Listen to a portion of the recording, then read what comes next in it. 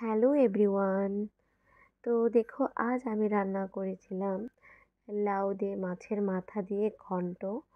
তো একদম সিম্পলভাবে করেছি, কোনো মশলা ইউজ করিনি বেশি। একদম সিম্পল বলতে একদম সিম্পল। তো দেখো, এখানে আমি ফোড়নে দিলাম তেজপাতা আর শুকনো লঙ্কা। তো লাল হয়ে গেছে, এখন এখানে দিয়ে দিচ্ছি কিছুটা পাঁচ ফোড়ন। তো এখানে দিয়ে দিচ্ছি এখন একটু আদা বাটা,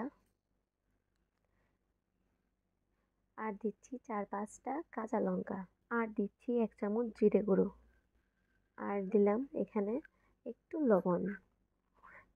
তো এখন এইগুলোকে একটু ভেজে নিয়ে লাউগুলো দিয়ে দেব। আর লাউগুলো এখন এই মশলাগুলোর সাথে একটু ভেজে নিয়ে তারপর ঢাকা দিয়ে দেব, যেন তাড়াতাড়ি সেদ্ধ হয়ে যায়।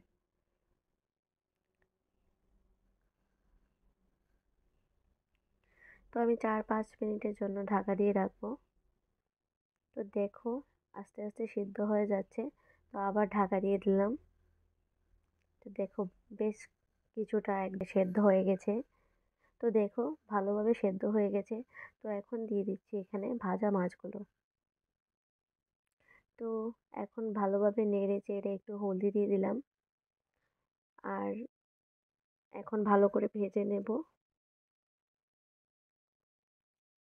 তো দেখো, ভালো করে নেড়ে চেড়ে তারপর লাউগুলোকে একটু কষিয়ে নেব ভালো করে, তাহলেই রেডি হয়ে যাবে আমাদের লাউয়ের ঘন্ট।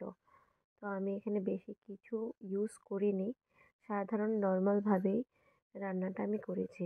আর তোমাদের যদি আমার ভিডিও ভালো লাগে তাহলে লাইক, সাবস্ক্রাইব আর একটু শেয়ার করে দিও। আর তোমরা সবাই ভালো থেকো।